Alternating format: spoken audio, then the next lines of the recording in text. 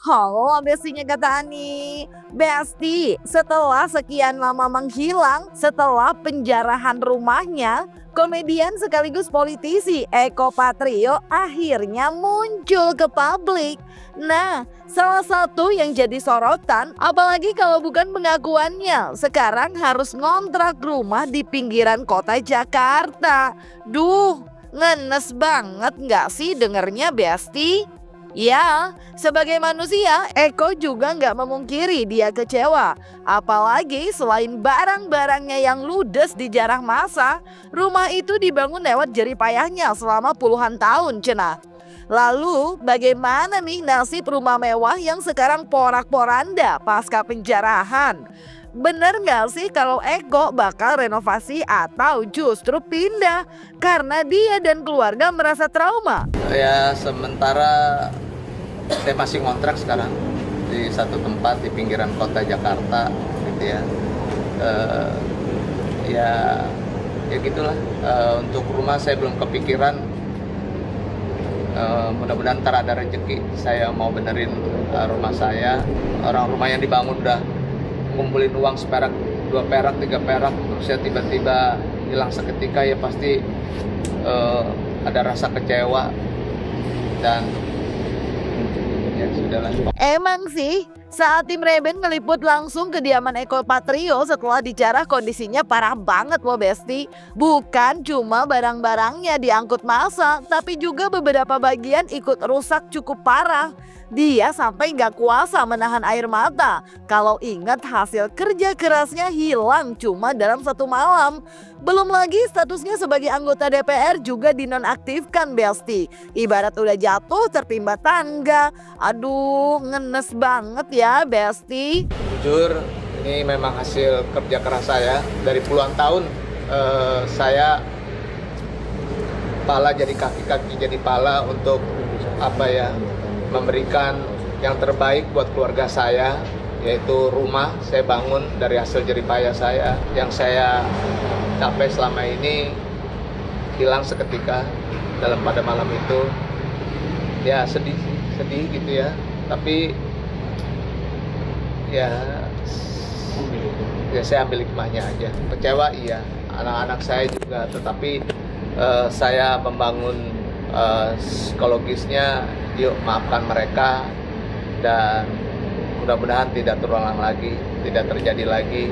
Anyway, pengakuan Eko Patrio ngontrak rumah di pinggiran Jakarta bikin netizen gatal buat ngulik seberapa banyak sih kekayaan yang dia punya.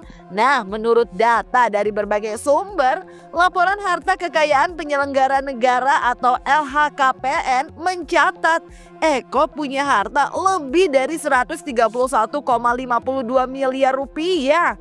Angka ini mencakup deretan tanah dan bangunan senilai total lebih dari 166 miliar rupiah yang tersebar di berbagai wilayah. Plus koleksi mobil mewah yang bikin mata melotot seperti Toyota Alphard dan Jeep Rubicon. Wadidaw, gokil banget nggak tuh Besti? Berarti bisa dibilang kalau asetnya jauh lebih besar dong dari rumah yang dijarah. Belum saya hitung berapa kerugiannya, tetapi semuanya habis, ludes ya, tidak tersisa. Baik masalah dari baju, celana, semua punya anak dan sebagainya, tidak ada yang tertinggal, semuanya habis. Habis dan luluh lantah, nggak ada. Yang mengalihkan ada, dan akhirnya itu semuanya pada saat kejadian hari itu juga atau besok paginya mulangin, dan itu ya udah sebelum dikena dengan polisi sama saya ya udah dia mulangin, ya udah saya bilang udah barangnya bawa juga, nggak apa-apa, udah kamu pulang nggak apa-apa. Tapi di tengah semua musibah yang dia alami, Eko Patrio justru melakukan langkah nggak terduga. Alih-alih fokus pada kerugiannya, dia malah mendatangi polisi untuk memohon keringanan bagi salah satu tersangka. Alasannya sih pelaku yang namanya Rian itu nyelamatin kucingnya saat penjarahan terjadi. Eko juga ngaku kalau Rian usianya mirip-mirip sama anaknya. Jadi bikin hatinya luluh gitu deh. Tapi apa iya? Emang cuman itu alasannya? Atau ternyata ada yang lain lagi nih sebenarnya? Pertama, silaturahmi dengan teman-teman di Polda. Kedua, saya tentunya memohon kepada bapak-bapak kepolisian tadi di Polda, yaitu yang pertama adalah mohon dibebaskan Rian. Dia ditangguhkan penahanannya. Rian, kenapa saya minta ditangguhkan? Karena Rian itu adalah yang pertama kali ngambil kucing saya, ya, ngambil kucing saya.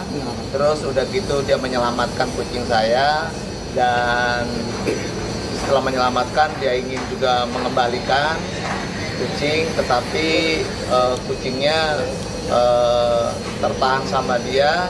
Sebelum dibalikin ke saya sudah diambil oleh kepolisian, oleh bapak-bapak di Polda sini. Kita koordinasi, kita komunikasi, memohon agar Rian ditangguhkan penahanannya. Dan alhamdulillah malam ini Rian pulang tadi, dijemput oleh keluarganya, ada kakaknya dan juga ada ayahnya. Saya lihat Rian sama kayak sangkatan anak saya gitu ya, umurnya gitu kurang lebih. Saya menganggap udah anak saya. Lalu yang kedua juga kooperatif ya, Rian itu. Termasuk Rian, pihak kepolisian sampai saat ini udah ngamanin 7 orang pelaku penjarahan. Saat ditanya soal nasib yang lainnya, Eko bilang kalau dia sih udah dengan lapang dada memaafkan. Tapi urusan proses hukum, dia memilih serahin kepada pihak kepolisian. Eko juga kasih kode kalau kasus penjarahan rumahnya kemungkinan masih akan berkembang. Lalu, benar nggak sih kalau Eko Patrio emang ingin mengusut tuntas dan penjarain para pelaku yang udah ngejarah rumahnya? Ya, kata Bapak polisian tadi, ya, Bapak penyidik, bahwa ada 7, tetapi sementara saya konsen dengan yang Rian. Kalau yang lainnya sih saya sebenarnya ya sudahlah memaafkan, tetapi kan semuanya tergantung dengan Bapak kepolisian. Ya 7 ini termasuk Rian. Dan masih berkembang lagi, masih ada lagi, tetapi sementara sudah 7 yang diproses ya. Dan saya ya kalau pasti memaafkan ya pasti memaafkan lah. Tapi semua saya kembalikan dengan kepolisian, dalam hal ini Polda Metro Jaya. Padahal apa yang sudah terjadi, Eko Patrio bilang kalau dia memilih untuk ambil hikmahnya dan memaafkan. Dia juga nggak mau ambil pusing soal kerugian dan memilih menyerahkan semua pada pihak kepolisian. Katanya sih, yang paling penting sekarang adalah introspeksi, dekat sama keluarga dan banyak berdoa sama Yang Maha Kuasa. Bisa dibilang akhirnya cerita Eko Patrio jadi pelajaran penting Besti buat jangan pernah meremehkan jejak digital, terutama jika Anda seorang pejabat publik. Apalagi di era sekarang ini nih, setiap drama bisa dengan mudah banget berubah menjadi bahan sindiran saat fakta dan data nggak sinkron Besti. Saya udah bisa ngambil hikmahnya aja gitu ya, dan saya sudah memaafkannya buat teman-teman semuanya. Sekarang biarlah kepolisian berproses.